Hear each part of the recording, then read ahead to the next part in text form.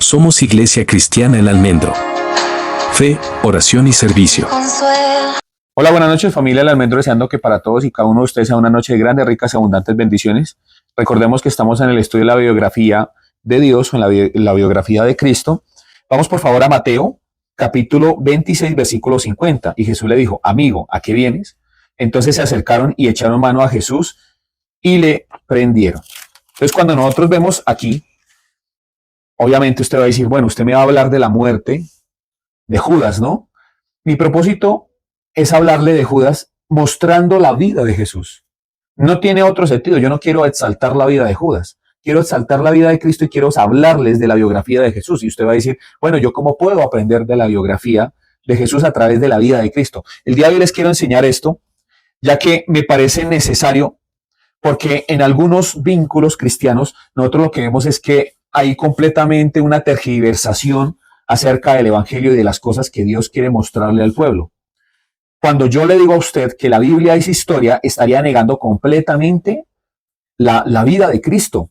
Obviamente, para los judíos, la Biblia, gran parte de la escritura es historia, porque es la historia de ellos, ¿no?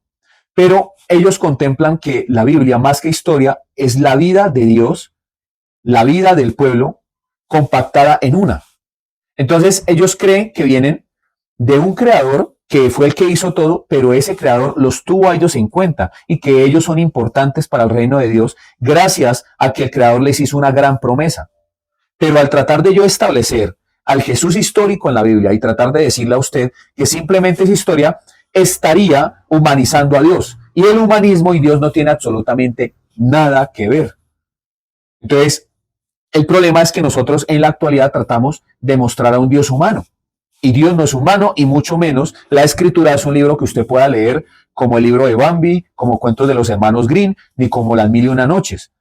¿Por qué? Porque no es una historia que tenga algo de humano, sino que como está escrito en la palabra que el verbo se hizo carne y que la Escritura es inspirada por Dios, lo que nosotros hacemos al leer la Escritura es ver la historia de Dios inspirada por el Espíritu Santo, el cual inspiró a seres humanos de carne y hueso, con su inspiración, con su forma de interpretar, porque Él conoce a Dios, mostrando la vida de Jesús, mostrando la historia de Dios. Entonces es increíble que a mí un predicador como Ante Gebel, vuelvo lo digo, me diga que el Señor, que las historias bíblicas son historias que del libro de Hechos de los Apóstoles en adelante nosotros tenemos que formar nuevas historias. Entonces usted me dice, no, pues sí, yo no tengo que vivir lo que vivió la mujer con flujo de sangre.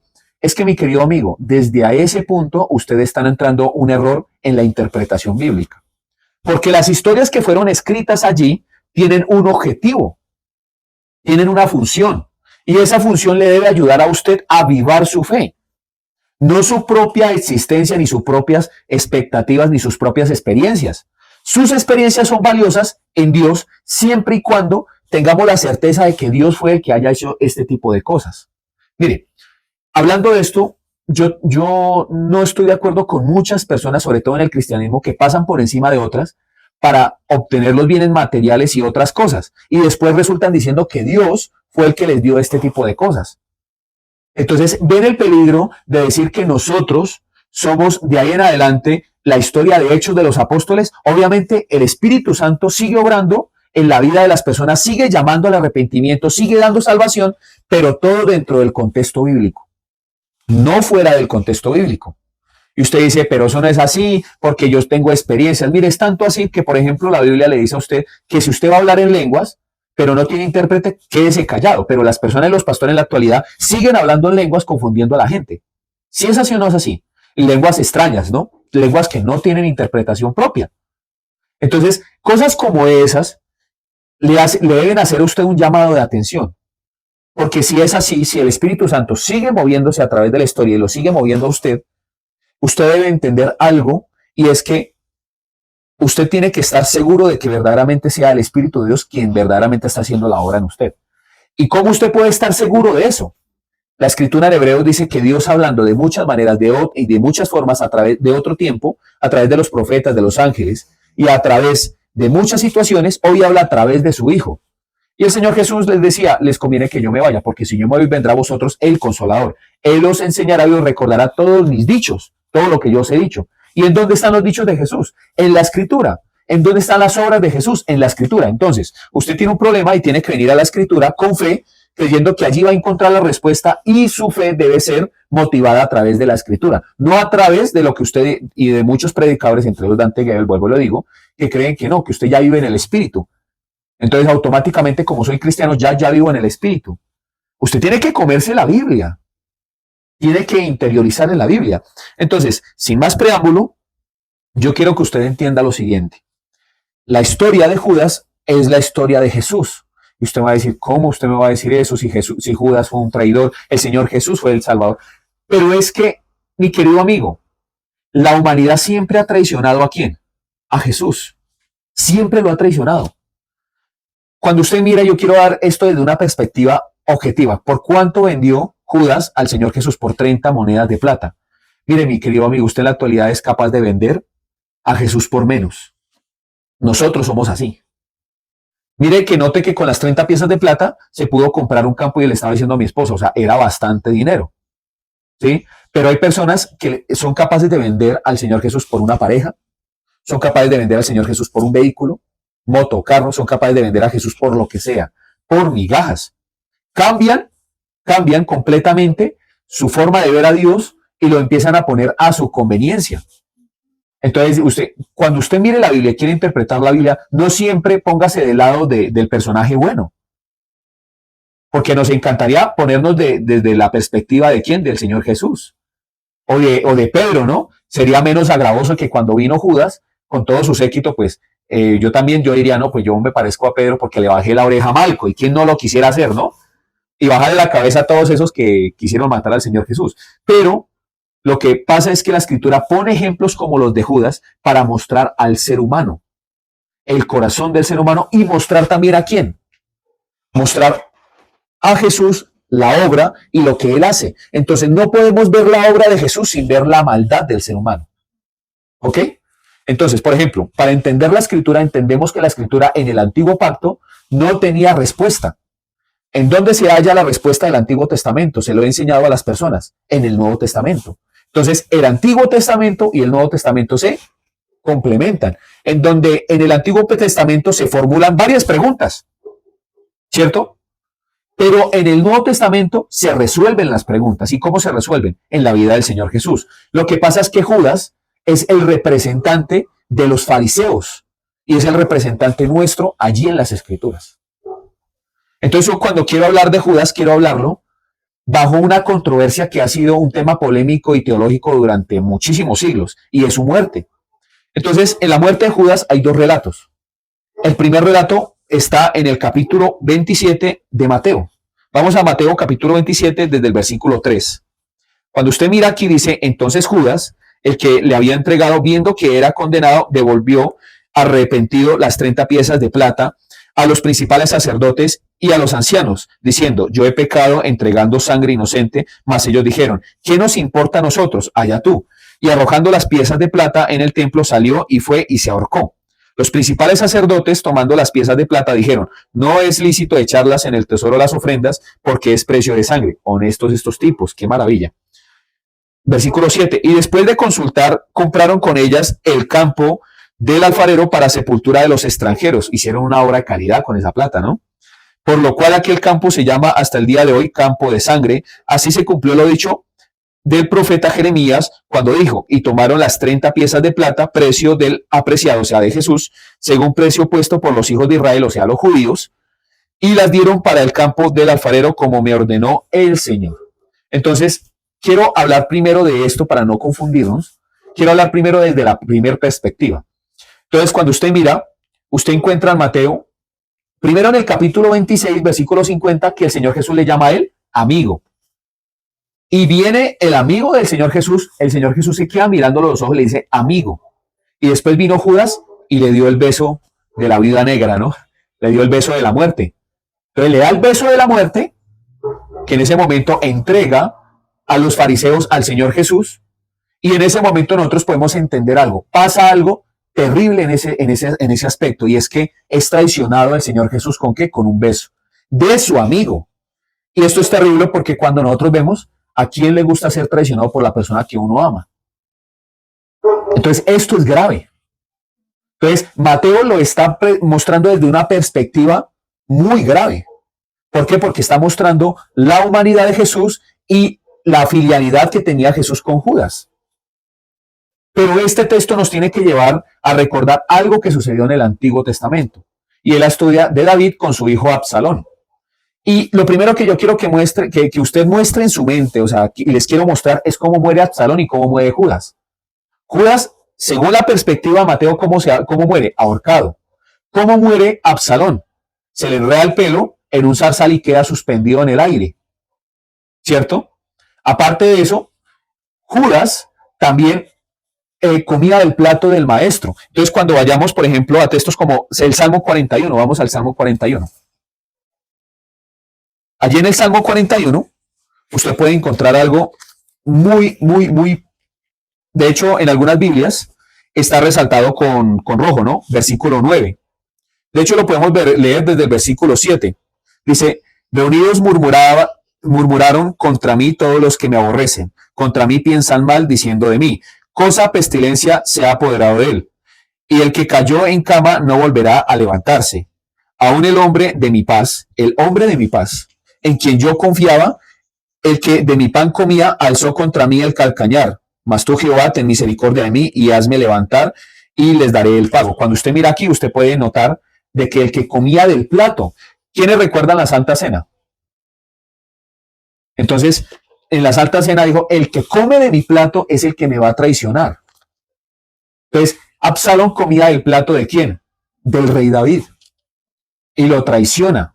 Obviamente, la fidelidad es que Absalón es el hijo de David. En este caso, la fidelidad con Judas es que era el amigo. Pero Mateo, como es judío, tenía conciencia de esto y comparaba al Señor Jesús con el rey David. La intención del libro de Mateo, los que conocen un poco, es ser dirigido ¿a quién? A judíos. Muy contrario al otro texto que voy a tocar de la segunda forma de cómo muere el Señor Jesús en el libro de Lucas. Entonces, hay que entender que en el libro de Lucas hay un relato completamente diferente a este y en la actualidad hay una gran controversia porque muere Judas de una manera o muere de otra. O sea, en el primer relato, en el relato del libro de Mateo, muere Judas como ahorcado. En el relato del libro de Lucas, ¿cómo muere Judas? Muere reventado. Note que en el libro de Mateo, lo primero que dice que fue que Judas se dio cuenta de que había entregado a sangre inocente y trató de devolver el dinero. Al ver que había cometido un serio error, fue y se ahorcó. No pudo con la culpa. ¿Sí? La semana pasada traté de hablar y le preguntaba a las personas, ¿usted qué hace con la culpa? ¿Sí? ¿Qué hace usted con la culpa? ¿Qué hace usted cuando usted sabe que está haciendo algo malo y que la está cometiendo? ¿Qué hace usted con la culpa? Entonces, cuando nosotros vemos este texto, una persona que se aleja de Dios completamente, que traiciona al maestro por dinero, porque en juntos casos, tanto en el libro de Mateo como en el libro de Lucas, juntos son traicionados una sola vez. ¿Por qué? Por dinero. O sea, Jesús es traicionado por dinero. El motivo de la muerte es el que cambia en Mateo y que cambia en Lucas.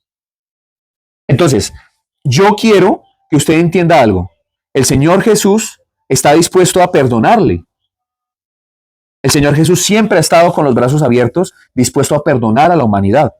Pero hay personas que el remordimiento y la culpa no los dejan tampoco avanzar. La intención aquí en el libro de Mateo es decirle a los judíos que a pesar de que ellos hayan entregado al maestro, de que lo hayan asesinado, hay esperanza. ¿Ok? Es una perspectiva completamente diferente, pero es una perspectiva dada hacia quién? Hacia los judíos, los que mataron al Señor Jesús. O sea, a pesar de que hayan hecho esto, un hombre como Mateo presenta el evangelio para que aquellas personas que han matado a Jesús, y entre eso me cuento yo, podamos tener esperanza, aun a pesar de que a veces le seamos infieles a Dios. Vamos con la segunda perspectiva que está en Hechos. Recordemos que el libro de Hechos fue escrito por Lucas. Fue escrito por Lucas dirigido para un señor llamado Teófilo, un griego.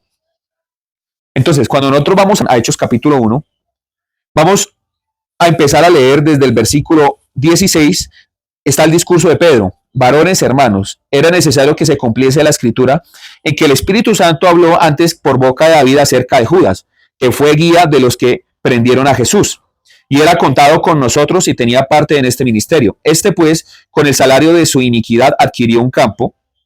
En el otro relato, recuerden que fueron los sacerdotes los que compraron el campo. En este fue que Judas compró el campo, ¿cierto?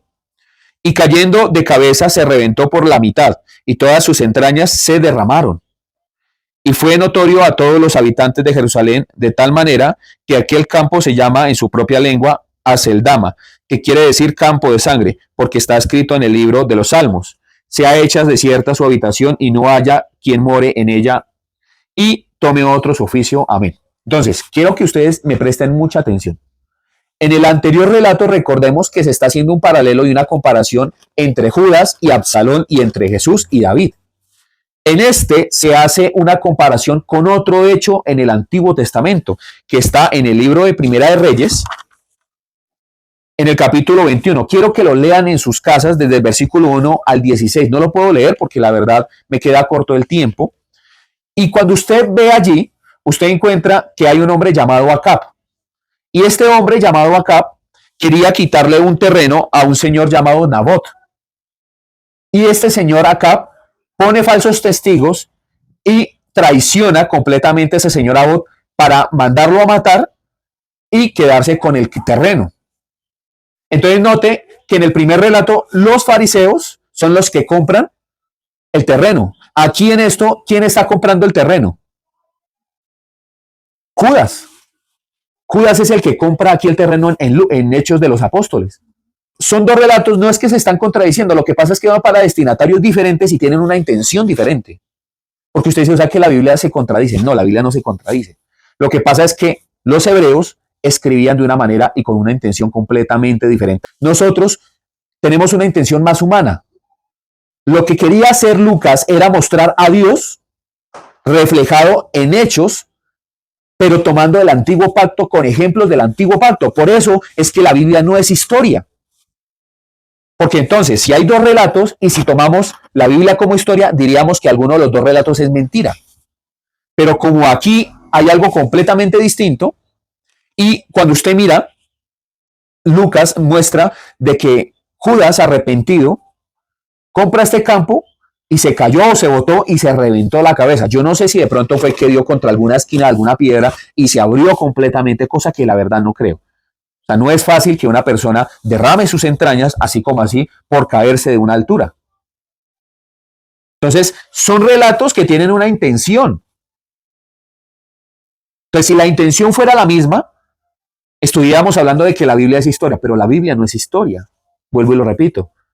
Entonces, este hombre acá le roba el terreno al señor Nabot, ¿cierto? Y después de acá pasa algo con una mujer llamada Jezabel. Jezabel era la enemiga del profeta, mujer de Acab. Y esta mujer es lanzada desde una altura y también es reventada por traicionar. De hecho, se la comieron los perros, sus entrañas. De hecho, cuando usted mira, esto es un texto bastante duro, pero cuando usted mira, tiene la misma intención. O sea, lo que está diciendo Lucas aquí en este texto es que de la misma manera, como pasó con Jezabel y que pasó con Acab, pasó en este momento ¿con quién? Con Judas. O sea que el Jezabel y el Acab del Nuevo Testamento es Judas, según Lucas. Pero según Mateo, el Absalón del Nuevo Testamento, ¿quién es? Judas. ¿Notan la diferencia? ¿Pero notan los parecidos? ¿Y notan la intención? Porque el libro de Hechos, juntamente con el Evangelio de Lucas, es dirigido a los griegos. La intención de los evangelios y de Hechos de los Apóstoles es mostrar a Jesús. No mostrar historia, sino comparar al Señor Jesús con lo que sucedió en el antiguo pacto para darle a usted una enseñanza. Usted nota algo tanto en Mateo como en Hechos, que dice como está escrito en los Salmos, como está escrito en el antiguo pacto, como está escrito allí. ¿Por qué? Porque la intención de estos dos señores, tanto de Mateo como de Lucas, es mostrar de que estaba escrito lo que tendría que pasar con Judas. Y esto tiene una clara intención. y es mostrar la traición de Judas, que ya la conocía Dios de antemano, o sea que a Dios esto no se le salió de control, y entender algo fundamental en esto, y abro un paréntesis, porque estamos hablando del hijo de condenación, según la escritura. Entonces usted dice, o sea que él fue predestinado para hacer eso que hizo, o sea, Dios lo obligó a hacer eso, Dios lo diseñó para que traicionara al Señor Jesús. No, simple y sencillamente Dios permitió que este señor entrara y se colara dentro de los 12. De hecho, el Señor Jesús dice, yo los escogí a ustedes, pero uno de ustedes es diablo. Queriendo decir, yo he permitido que entre el diablo entre uno de ustedes. Aún así, Judas, escuchando eso, prosiguió con su plan. Note eso. En juntos casos, Jesús es traicionado por dinero. En juntos casos. ¿Por qué por dinero? No solamente por 30 piezas de plata. Judas en su inicio tuvo una buena intención. Les voy a contar de la intención de Judas. Y es la intención de muchos evangélicos y de cristianos que llegan a la iglesia. Y ahí es donde usted empieza a figurar como Judas y donde yo empiezo a figurar como Judas. Mire, llega uno a la iglesia. ¿Por qué las personas llegan a la iglesia regularmente? Porque uno quiere resolver su problema sentimental, laboral, físico. Uno quiere resolver todos sus problemas. ¿Si es así o no es así? Los predicadores de ahora, como los predicadores de hace algún tiempo, los falsos maestros, le prometían a la gente que la solución a sus problemas era Dios, era Jesús. Pero eso sí es contrario a la escritura, porque el Señor Jesús les decía, en el mundo hallaréis aflicción. En la oración que Jesús le hace al Padre, dice, Padre, te los entrego como ovejas en medio de lobos, o sea, iban a estar en peligro. ¿Qué pasa con un rebaño de ovejas sin pastor? Pues que son presas fáciles de los lobos. También les dijo, tengan cuidado porque vuestro adversario, Satanás, anda suelto como león rugiente. No es que Satanás sea un león, que anda cazando como un león, sigilosamente. También compara a Satanás con la serpiente, que también caza con un sigilo. Entonces, lo que está diciendo la escritura es que usted en el mundo va a tener problemas, pero como un predicador le dice, pacte, diezme, siembre y ofrende, sirva en grupos hogareños, haga esto, haga aquello, y no estoy diciendo con esto que no lo deba de hacer, mi querido amigo. Le estoy diciendo que si usted lo va a hacer, debe hacerlo con el objetivo claro de lo que está haciendo. Bueno, los pactos no, porque los pactos no van. Y una vez les digo, y para diezmar hay que saber diezmar, si no, por allá no vaya usted a meter sus narices. Porque el que diezma sin saber diezmar, se mete en problemas con Dios. Ahí es donde está el problema. Porque las personas diezman creyendo que le están devolviendo a Dios, que están pagándole a Dios. Y eso es un engaño terrible. Hay predicadores que se encargan de decirle a usted, mencionarle a usted Malaquías, capítulo 3, dicen, malditos sois con maldición por cuanto me ha robado los diezmos y las ofrendas. Entonces de una vez usted dice, uy, le robé a Dios, tengo que devolverle a Dios. No, mi querido amigo, toda obra que se hace en el nuevo pacto se debe hacer con alegría, con devoción. ¿Por qué? Con gozo. Porque Dios bendice al dador alegre. Pero si usted no ama a Dios, ¿cómo puede amar? ¿Cómo puede dar a alguien que usted no ama? Hay que entender esto. ¿Usted cómo va a poderle darle a Dios con amor y con gozo si usted no conoce a Dios? Entonces, para que usted pueda dar, primero tiene que conocer a quién le está dando. Tiene que entender a quién le está dando. Y no me estoy refiriendo ni al 10 ni al 5%, no. Dios no quiere nada de ese tipo de cosas. Dios quiere todo su corazón. Que para Dios es más valioso que el dinero.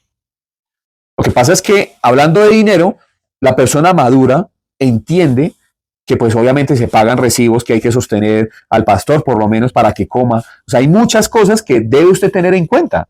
Pero, o sea, es lo normal, es lo lógico. Pero mi querido amigo, usted viene a Dios y usted tiene que conocerle para que usted pueda hacer esto de una manera legítima. Todas las cosas. Entonces, hay personas que no saben ni siquiera servir porque sirven obligadamente porque los pastores le dicen que eso le agrada a Dios. A Dios lo que le agrada es que uno crea en su Hijo. Y si uno cree en su Hijo, uno depende del Hijo. Y adivine que el Hijo vive en su corazón y el Hijo pondrá el querer como el hacer dentro de usted para que usted haga todas las obras que el Hijo quiere que usted haga, no que el pastor. Entonces, yo pastoreo. Yo a las personas no les obligo a hacer nada. Regularmente siempre les muestro la Biblia, les digo, lean su Biblia, siempre en las consejerías trato de que la persona vaya a la Biblia, que las personas dependan de la Escritura, que si hay una orden, sea el Espíritu de Dios dándosela a través de qué? De las Escrituras. ¿Cuál es mi labor? Mi labor es enseñar las Escrituras. Su deber es leerlas. Cuando yo le esté mostrando a usted el mensaje y le esté mostrando el mensaje que Dios me da a mí para que se lo dé a la iglesia, usted debe comprobar de que lo que yo estoy diciendo esté conforme a las Escrituras. Entonces, usted me dice, aún no entiendo en dónde está la biografía de Jesús en la vida de Judas. Mi querido amigo, es que es tan grande nuestra maldad y el daño que nosotros hicimos que no lo dimensionamos. No nos creemos Judas. Y adivine por quién murió el Señor Jesús. Por Judas, por Pedro, por Mateo, por Lucas, por Diana, por Francisco, por toda aquella persona que le acepte. Pero según Mateo, el remordimiento a ti no te deja arrepentirte ni volver al maestro. Tanto tiempo que Judas caminó con el Señor Jesús que nunca lo aprendió a conocer. Nunca verdaderamente lo escuchó. Y hay personas que llegan al Evangelio y, como lo dije en un inicio, llegan y empiezan a caminar su vida de fe. Pero su vida de fe está motivada por la motivación de Judas, el dinero, la fama, el reconocimiento. ¿Qué pasaba con Judas? Judas, juntamente con los demás apóstoles, porque los demás apóstoles no tenían coronilla, no eran santurrones, ellos creían que Jesús iba a ser el segundo David y que los iba a poner a reinar. Judas escuchaba al Señor Jesús cuando él decía, si a ti te pegan en una mejilla, ponga la otra. Y Judas ahí, qué fastidio este man. ¿Sí o no? ¿A qué cristiano le gusta poner la otra mejilla? A ninguno, ¿no? A ninguno. Judas andaba con el Señor Jesús cuando le dicen, maestro, tu amigo, tu gran amigo acaba de morir o va a morir, por favor váyase de vuelta. Se toma el tiempo el Señor Jesús, no va a ver a Lázaro, dice, oiga, pero este man que debería ir corriendo por su amigo, ¿no? El Señor Jesús se toma su tiempo, tranquilo, y aún Judas, viendo que el Señor Jesús resucita a Lázaro, no creía. Y tenía aquí viendo todos los milagros. Por eso les digo yo a ustedes, el hecho de que usted reciba milagros, de que vea tantos milagros, eso no genera fe. La fe genera milagros, pero los milagros jamás han generado fe. Cómaselo, amigo. Caminaba con el Señor Jesús. Vino una mujer con un tarro de alabastro y lo derramó en libación porque esta mujer había entendido de que él iba a morir. Lo escuchó y le creyó. Y Judas ahí todo buen empresario, emprendedor, dice, uy, no, pero ¿cómo va a derramar ese tarro de alabastro? Lo hubiéramos vendido y hubiéramos dado de comer a los pobres. Dado de comer a los pobres, ese hombre era un político tremendo. Mientras le decía eso al Señor Jesús, estaba mirando de que ese tarro lo podía vender por otras 30 piezas de plata y podía robar 15. ¿Notan la mentalidad? Entonces, cuando usted mira, en todo el transcurso de la Biblia, Judas aparece como calladito. ¿Cuántas intervenciones usted mira que tiene Judas? Muy pocas. Porque aparece inadvertido en la Biblia, como la serpiente. Sigilosamente se introdujo en el grupo de los 12. El Señor Jesús lo sabía. Le da el control de la tesorería. Aparte de eso, le dice amigo, le dice que venga y coma del plato para darle a entender a usted algo. No basta solamente con ir a la iglesia, mi querido amigo. No basta simplemente con decir que usted es un discípulo o un seguidor de Jesús. Por muy alto rango que Dios le haya permitido a usted en la iglesia, en este caso, manejar las finanzas, eso a usted no lo hace algo demasiado importante. Usted no es nada. Y es que entender esto para el pueblo de hoy cristiano es tan difícil. Judas, a pesar de que fue llamado uno de los discípulos que andaba, según el libro de Hechos, que Pedro dice, él andaba con nosotros. Judas era un discípulo que no era discípulo.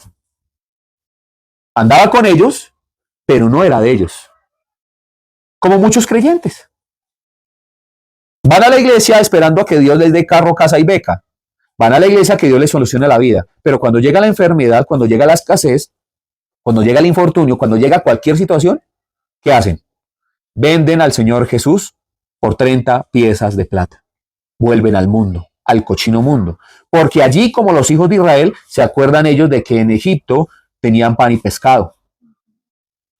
Los hijos de Israel vendieron a Dios por menos de 30 piezas de plata, por un pedazo de pan y un bocado de pescado. Y así somos nosotros, amigos. Bienvenidos a su realidad. Les quería presentar esta realidad que no se las han presentado su predicador de turno. Esto es terrible. Pero Lucas también le quiere decir algo al cristiano en la actualidad. A mí el relato de Lucas me encanta, porque Acab puso falso testimonio, dijo cosas que no eran para robar como sea el terreno de Nabot. Jesús, al igual que Nabot, fueron asesinados. El terreno de Jesús, la viña, ¿quién es? Sus hijos. ¿Cierto? El terreno de Nabot era su parcela. Pero ¿qué hacen los predicadores de la prosperidad? Y esto es una denuncia gravísima. Son capaces de pasar por encima del que sea con tal de obtener su cometido. No les importa si están dañando la fe de las demás personas. Seguro, esto es algo terrible. Y lo peor es que son tan buenos engañando que han llevado almas incautas a la condenación hasta el sol de hoy. Eso hacía Jezabel. Engañaba, tenía sus propios sacerdotes. Amedrentaba al siervo de Dios. ¿Qué hizo Judas? Judas hizo exactamente lo mismo. Judas hizo lo que hizo por ambición. En juntos casos de la ambición, pero uno es el pueblo. En la historia de Mateo es que para el pueblo hay misericordia. A pesar de que usted haya entregado al maestro y de que usted lo haya negado y de que usted haya matado al maestro, déjeme decirle, para usted hay esperanza. Pero en Hechos de los Apóstoles no se menciona esperanza para un hombre llamado Judas. ¿Por qué? Porque es hombre y figura del peor rey que ha habido en la historia de Israel. Y de su sacerdotisa, de su esposa llamada Jezabel. Quien fueron capaces de robar, de matar, de mentir, de pasar por encima con tal de quedarse con ese viñedo, con ese terreno. Entonces la escritura dice, ay de aquel que le sea de tropiezo a uno de mis pequeños. Mejor le fuera que se atara una cuerda y la botara al agua y se ahogara, se muriera. Imagínense. Esto es terrible. Ese mensaje es para los predicadores de la prosperidad, mi querido amigo. Y para toda aquella persona que piense aprovecharse de la fe de las personas. ¿Qué pasó con Jezabel? Fue botada desde una parte alta y cayó y se reventó. Lo mismo sucedió con ¿quién? Con Judas. Los perros vinieron y se le comieron las entrañas a Jezabel. A Judas le miraron todas las entrañas, todo el mundo pasaba y le miraba las entrañas y le bautizaron ese campo como campo de sangre en honor a él. El tema aquí es la condenación, mi querido amigo, porque, bueno, como hayan muerto estos personajes, en realidad no tiene importancia porque la vida en realidad es pasajera. El tema es cuando se presenten delante del Rey de Reyes y Señor de Señores. En el libro de Mateo hay misericordia. En el libro de Lucas no se menciona primero de que el Señor Jesús le llama a él amigo, sino sencillamente le dice, Judas, ¿con un beso me traicionas? Esto es grave lo que usted está haciendo, mi querido amigo. Y así son los predicadores de la prosperidad. Y así es toda aquella persona que defiende el predicador de la prosperidad. Está poniéndose a la altura de Acab y de Jezabel. Por eso es que lo fundamental en la actualidad es el arrepentimiento. una persona viene al camino de Dios, tiene que arrepentirse.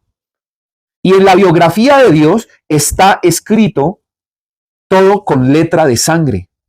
Su vida fue entregada por amor a sus amigos, a sus hijos. Ya no los llamaré a ustedes siervos, les llamaré amigos. ¿Por qué esto está dentro de la biografía? ¿Qué tiene que ver? Porque Jesucristo murió por sus amigos, por sus hermanos. Y eso le debe a usted decir mucho. Pero usted puede tomar dos opciones. O entiende que para usted hay misericordia, a pesar de que usted haya entregado al maestro, de que usted lo haya matado, de que haya apoyado su muerte, para usted hay misericordia. Dios le está haciendo un llamado al arrepentimiento, a de que usted se arrepienta, de que busque a Dios. Pero en el libro de Hechos, allí no hay misericordia. Le está diciendo a aquellas personas que son capaces de pasar por encima de otras con tal de llegar a obtener sus beneficios, y sobre todo aquellas personas que utilizan la fe para enriquecer sus arcas. Usted ve misericordia en algún lado, los compara con Acab y con Jezabel. No van a tener misericordia. Yo valoro que hay pastores en la actualidad que obviamente han dado en la ignorancia. Y de hecho voy a hacer un capítulo de Palabra de Verdad donde un pastor de la prosperidad dice, no, yo también anduve allí. Yo me arrepentí, yo me di cuenta. Y conozco varios ejemplos, pero conozco otros que no se arrepienten, porque lo que les interesa es andar bien, el dinerito. El cochino dinero les interesa. Dentro de poco, para que no se pierdan, vayan también a nuestro segundo canal, Fabián Mejía Oficial, Palabra y Verdad, en donde usted pueda encontrar esto. Y allí voy a mostrar a este señor. Me parece un perraco este señor. Porque obviamente ya no va a manipular a la gente, pero prefiere seguir a Jesús y quiere enseñarle a la gente que se equivocó. Yo también fui un predicador de la prosperidad, yo también me equivoqué. Y en la actualidad ataco lo que antes defendía, pero yo lo hacía con ignorancia. De verdad, yo nunca quise hacerle daño a nadie. Nunca lo quise hacer. Yo a veces me acuerdo de cosas como lo que yo hacía, por ejemplo, en las lomas y en otros lugares, y a mí me remuerde eso, me afecta, porque yo creía que eso estaba bien. Yo nunca quise hacerle daño a alguien, pero andaba en una ignorancia. Dios me presenta el Evangelio, y cuando me presenta el Evangelio, yo entré en una crisis que duró bastantes años, porque duré militando durante mucho tiempo en la teología de la prosperidad, en eso que ni siquiera es teología, eso es basura. Y yo recuerdo cada alma, cada persona a la cual yo le prediqué dinero. Le prediqué un Dios con forma de dinero. Y eso a mí me hace doler el estómago, me revuelve las entrañas. Yo nunca tuve ninguna intención. Pero bueno, en la actualidad, yo prefiero predicar a la gente honestamente. Yo recuerdo que en aquel entonces tenía muchas personas, llegué a tener lugares llenos de muchachos, familias, y es que a las personas les encanta el evangelio de la prosperidad, sobre todo a las comunidades pobres. ¿Por qué les interesa este evangelio? Porque quieren un camino fácil para llegar, quieren un camino fácil para solucionar el hambre, la necesidad. Pero el Señor Jesús dijo, los pobres siempre los van a tener entre ustedes. Lo importante no es este tarro de alabastro, lo importante es que usted entienda por quién está siendo derramado el tarro de alabastro. Eso es lo importante. Lo importante no es el carro, casa y beca, lo importante es la salvación de su alma, porque la vida del ser humano hoy es y mañana deja de ser. Mi vida pasa rápidamente, he tenido flaquezas de salud, he pasado por situaciones y Dios me ha enseñado a que Él ha estado conmigo en las bendiciones, cuando me ha ido bien, cuando he tenido salud, cuando he tenido prosperidad, pero también me ha enseñado a que Él ha estado conmigo en los momentos más difíciles de mi vida, en los momentos de enfermedad, en los momentos donde usted entra a un quirófano y posiblemente usted no sabe si va a salir de allí. Allí yo lo he podido ver en la derrota, lo he podido ver en la soledad. Eso me ha dado a mí las marcas para que yo pueda predicar de esto llamado fe. Esta es la fe. La fe no es el carro, casa y beca. El Señor Jesús no murió para que usted andara en un Rolls Royce, para que usted tuviera la vida Maravilloso. Valore la vida, pero valórela en Dios, porque es un regalo maravilloso. Es un regalo que Dios le ha dado. Y ese regalo le puede a usted ayudar a entender de que usted tiene valor. Pero ¿cómo va usted a tener valor? En Cristo, no fuera de Cristo. Antiguamente, cuando yo enseñaba mal, yo no tenía ningún tipo de valor. Mi valor era lo que yo pudiera obtener a través de la manipulación que yo le daba a otras personas. Yo pertenecía a una iglesia a la prosperidad. En realidad nunca vi un peso. Me daban de vez en cuando para los transportes. Yo le trabajaba a otros sin pago, pero yo creía que le estaba sirviendo a Dios. Cuando Dios llega y me atraviesa el Evangelio y me muestra que durante muchos años yo estuve engañado, lo único que yo pude hacer fue llorar y humillarme delante de Él. Y fue tan duro de masticar todo esto que duré años confundido. Años. De pronto a usted no le parezca que es algo grave. A mí me pareció terrible. Yo, yo tuve momentos de una terrible ansiedad y terrible depresión, porque obviamente iba para ser pastor, me estaban diciendo que me estaban formando para esto y tuve que negarme a todo eso. Cuando yo salí de la iglesia salí maldecido por un pastor, porque le dije que estaban haciendo las cosas mal. Y le dije, pastor, usted está robando a la gente, están robando a la gente. Y me decepcioné cuando el hombre me dijo, usted tiene toda la razón, pero quédese callado. Me dijo, quédese callado, piense en su ministerio. Más adelante, en algún momento de su vida va a poder hablar de estas cosas. Cuando él me dijo esto, a ese hombre yo lo miraba con respeto antes de que me dijera esas palabras. A partir de ese momento, ese hombre para mí perdió todo el respeto. Porque yo decía, ¿este señor es servidor de quién? ¿De Dios o de sí mismo? ¿A quién le sirve él? ¿A Baal o le sirve a Jesucristo? No pueden haber dos señores. O le sirve a uno, a Dios, o le sirve al dinero. Este señor me maldijo, me dijo una cantidad de cosas que no quiero recordar en este momento.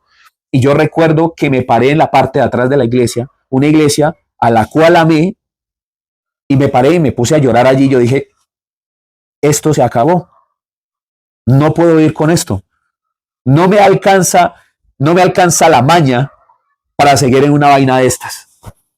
Pero hay personas que siguen allí porque están detrás de un cargo, porque están detrás de un liderazgo, porque están incluso atrás de su bendición económica, familiar, sentimental, incluso de muchas cosas, porque sí, hay mujeres que están allí por ambición, hombres que están allí por una posición.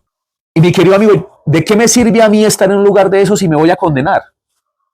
¿De qué me sirve a mí ganarme el mundo entero si pierdo mi alma? No, yo bruto no soy. Lo que pasa es que posiblemente ellos no creen en Dios. O creen en Dios de una manera amañada. Muchos están allí porque claro que sí, en ese lugar hay personas de mucho valor que no entienden a Dios. Como en algún momento posiblemente usted está allí en un lugar de esos. Lugar en donde hay personas que creen a Dios de una manera amañada, de una manera conveniente. Y hay personas muy convenientes. Pero Dios no lo es. A tal grado, el Señor Jesús no es conveniente ni Dios, que entregó a su Hijo. Adivine por quién. Por cada uno de nosotros, los que le hemos recibido. ¿Qué conveniencia puede haber allí? El Dios creador del universo, el Dios creador de todo, decidió fijarse en nada, en vasijas de barro. Eso le tiene que hablar a usted muy bien de Dios. Entonces, yo espero que usted vea la biografía de Jesús reflejada en lo que hizo Judas. ¿Por qué?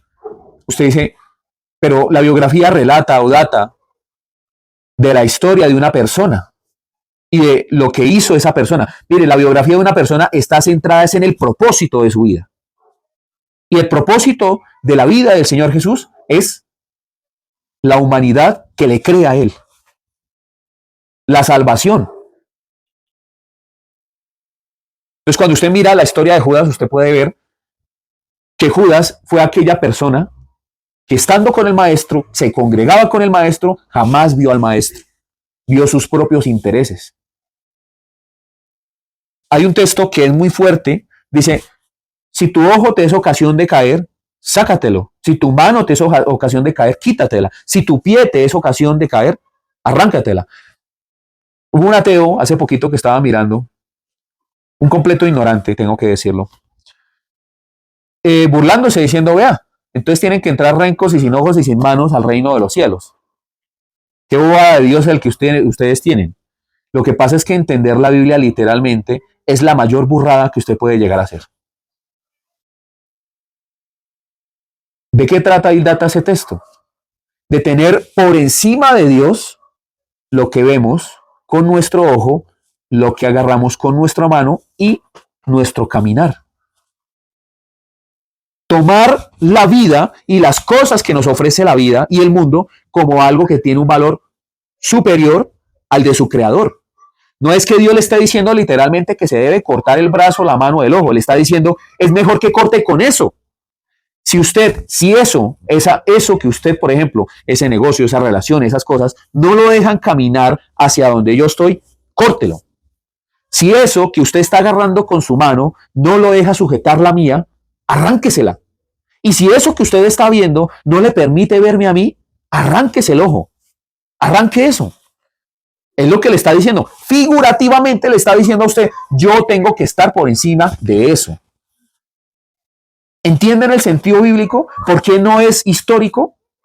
Porque la Biblia en cada cosa, en cada milímetro de palabra, en cada segundo, en todas las cosas, en cada medida, tiene un objetivo. Porque Dios es un artista. La Biblia es arte. Cuando yo entendí esto, fue cuando recibí la salvación. Un hombre increíble que Dios utiliza, humilde, este señor, enseñando la escritura. Y el arte de Dios es tan minucioso, tan microscópico, que de una cosa tan pequeña le puede dar a usted una gran revelación. Lo que pasa es que las personas quieren, como en la actualidad, yo le resuma la Biblia en un minuto. No, en un minuto. En 30 segundos, 20 segundos, porque esos son los shorts y los TikTok que ven las personas. Pero las personas no quieren aguantarse una prédica de estas. No quieren leer su Biblia. Les encantan los mensajes motivacionales del señor Dante Gebel. Les encanta la motivación que da la señora Yesenia Ten. Les encanta ver los demonios que ve la señora Lisey Font. Les encanta lo místico, mágico, maravillosa de la señora Christine de Clario. Y me cansaría. Les encanta la forma de ver el dinero de Cas Luna. Es así. ¿Por qué las personas van a avivamiento? Porque quieren supuestamente tener esa unción para riquezas, para vida, para multiplicación y todo ese tipo de cosas. Porque las personas viven en el fascinerismo, es la palabra correcta. Eso es lo que a las personas en la actualidad les encanta. La fascinación, el dinero, la fama, el lujo. Pero viene Cristo, un hombre humilde, y envía antes que él un mensajero, vestido de piel de camello, que comía algarrobas. Y este hombre les hablaba un mensaje contundente, mensaje que las personas entendían. La respuesta de Jesús a todo eso le dice, ¿ustedes que salieron a ver al desierto? ¿A una caña sacudido por el viento? O sea, un hombre sin importancia. Sí, es un hombre sin importancia. Pero de los hombres nacidos de mujer, no hay otro mayor que hasta el momento haya nacido que Juan el Bautista. Porque sí es el segundo Elías. Pero alguien superior a él es el que crea en el Hijo del Hombre, o sea, en mí. Y pone a Juan el Bautista, lo pone en la cola. Lo exalta, pero lo pone atrás. Y dice, toda aquella persona que cree en mí, toda aquella persona que fija sus ojos en mí, es superior a Juan el Bautista. Y esa es la fe. Esa es la fe. La fe no son los conductos, normas que muchas veces le dicen a usted muchas personas. La fe es simple y sencillamente el ver a un Dios que para muchos es invisible, que para otros es inaudito. Entonces hay que ver a Dios con ojos correctos, no con los ojos de Judas. Los ojos de Judas miraban a un legislador que los iba a poner a vivir sabroso. Pero al enterarse de que él venía también a pagarle impuestos al César, se molestó. Imagínense el pensamiento de Judas cuando dijo, ¿es lícito darle impuestos al César? Y el Señor Jesús dice, claro, denle a César lo que es de César y a Dios lo que es de Dios. Judas en ese momento, el mico por dentro aplaudiéndole. Seguro, Este hombre odió al Señor Jesús. Lo odió. Eso sí se aprovechó hasta el último momento, con decirle que creo que las 30 piezas de plata fue lo que menos robó. Hasta en el último momento se quiso seguir aprovechando del Señor Jesús. Vino y lo traicionó de la forma más vil y despiadada que puede traicionar a alguien, a través de un beso. Finalizo hablando del beso. Cuando usted... Hay muchos tipos de traiciones que se mencionan en la escritura, ¿no? Muchos tipos de traiciones. Como por ejemplo Joab. David le encarga de que no mate al muchacho Absalón. Y es lo primero que hace. ¡Ja! Ya lo voy a dejar vivo. Y apenas lo ve que está en el zarzal, coge y arremete y lo mata. Hay muchos tipos de traiciones. Muchos. Cuando usted mira las traiciones en el Antiguo Testamento y en el Nuevo Testamento, yo creo que ninguna es tan vil y despiadada como la del beso. Pero, ¿por qué Dios permite algo tan ruin y despiadado en la vida del Señor Jesús? Porque es que a veces a nosotros, y eso le debe servir a usted como sanidad interior, hay veces en que a nosotros nos traicionan. El tema era que él comía del plato, vivía con él, estaba con él, pero tan pronto tuvo la oportunidad, lo traicionó con un beso. Aquel que consideraba el hermano, el amigo. ¿A ti quién te ha traicionado? ¿Quién te ha doblado? Si lo hicieron con el Señor Jesús, ¿por qué no puedes tú pasar también por esta situación? Es la pregunta. Ah, Señor, pero ¿por qué usted permite que esta persona haga esto conmigo? Dios le va a decir a usted, ¿y por qué no? ¿Que usted es mayor que mi hijo? Y posiblemente el traidor coma de su plato. Lo importante en todo esto es tener el comportamiento del Señor Jesús, que hasta el último momento amó, no se vengó, amó. Hasta en el último momento le llamó amigo. Hasta en el último momento lo pudo observar fijamente. Hasta en el último momento confió en él. Duro esto, ¿no? Pero la traición es algo que también puede llegar a su vida. No se equivoque. Maldito el hombre, el que confía en el hombre y pone su brazo por su carne. O sea, cuando usted piensa de que cosas malas no le pueden llegar a suceder a usted, usted está muy equivocado. Lo único que nos queda a nosotros es creer en Jesús, confiar en Jesús, no confiar en la gente. Porque si uno confía en la gente, siempre uno va a salir defraudado. El único que es digno de confianza es Jesús. Ningún ser humano. Los apóstoles apenas vieron que el maestro fue aprendido, ¿qué hicieron? Pedro lo negó varias veces. ¿Nota eso? ¿Por qué usted no puede recibir daño de parte de otra persona? Es la pregunta. Aún así, el Señor Jesús amó hasta el último momento. No abandonó. ¿En qué momento lo abandonó? Dijo, el que me va a traicionar es el que come de mi plato. Le dijo, Judas, usted tiene que hacer algo. Vaya y hágalo. Aún así, Judas fue y lo hizo. O sea, póngase a pensar, están en la mesa. Judas dice, apenas se descuide él, voy y lo vendo. Entonces empezó a averiguar con Pedro, con Simón, venga, ¿qué van a hacer después de la cena? Ay, es que el maestro está diciendo que nos vamos ahí para el monte ese, ese monte. Allá donde siempre él va, allá al lado de los olivos. Sí, o sea que hoy hay vigilia. Sí, ahí. Otra vigilia. Sí. Pero allá es el momento preciso. Claro. Allá lo voy a entregar. Y estaba ahí bebiendo ahí, todo chéverón y ahí con todos. ¿Y usted qué, Pedro? Entonces, ¿qué? ¿Y ese cuchillo qué? No, para echarle mantequilla al pan. ¿Sí? Y está hablando cuando el Señor Jesús se pone serio y empieza a dar la Pascua y empieza a decir, este es mi cuerpo y esta es mi sangre que derramo por vosotros. Entonces, ¿qué pensaría Judas? Este señor, ¿verdaderamente será que va a morir? Vamos a ayudarle a morir. ¿Sí o no? Maestro, pero usted está hablando de que alguien lo va a traicionar. ¿Seré yo, maestro? ¿Seré yo? Pedro apenas, ¿seré yo con el cuchillo en su mano? ¿Seré yo? Echándole mantequilla al pan. Y Judas allí me pilló. Sabe de mi traición. O posiblemente Judas se había enterado de que algunos discípulos estaban no de acuerdo con Jesús. ¿O será que otros ya lo van a vender antes que yo? Póngase a pensar en esa escena. Mejor me voy rápido y lo vendo primero, porque otros ya como que le han ofertado de pronto a Pedro, que es el que tiene la daga. ¿Sí o no? Posiblemente Tomás, el incrédulo, dice, ese ya lo vendió. Ay, yo lo vi por ahí con un sacerdote por ahí hablando en una esquina. No, ya me pilló. Entonces el Señor Jesús se queda observándolo y le dice, venga, hágase aquí al lado mío. Y llega Judas, sí Señor, coma de mi plato. Venga, comamos juntos.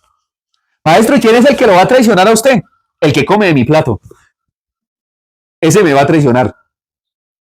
Y el otro, sí, ¿seré yo maestro? Pues claro. Sí, ¿seré yo maestro? Entonces en ese momento le dice, mirándolo a los ojos, vaya y haga lo que tiene que hacer. Lo pilló. Anteriormente posiblemente Judas dudaba, pero ahí al comer del plato de él, porque todos piensan, no, pero es como todo, le repartió a todos. No, lo sentó al lado y lo puso a comer del plato y le dijo, el que come de mi plato, y todo el mundo ahí. No entendían en realidad, pero el que sí entendía era Judas. Y aún así fue y lo vendió. ¿Nota eso? Entonces, espero que esto le hable mucho a usted. El Señor Jesús le da a usted muchas advertencias a usted. Pone personas como yo, pone a otros predicadores y le indican a usted, no me traicione, no sea como Judas, no me venda. Por eso a lo que usted llama bendición. No me venda por 30 piezas de plata. No me venda por esto, no me venda por esa persona. No haga cosas de las cuales usted después se puede llegar a arrepentir. Somos Iglesia Cristiana del Almendro, Fe, Oración y Servicio. Si le gusta nuestro contenido, por favor, dele like, comparta, que con esto nos ayuda un montón. Bendiciones, shalom. Te invitamos a que nos visites en nuestras redes sociales, comentes, compartas y dale me gusta. Nos encuentras en Facebook como Iglesia Cristiana del Almendro, Instagram El Almendro Iglesia, YouTube Iglesia Cristiana del Almendro y TikTok Iglesia del Almendro.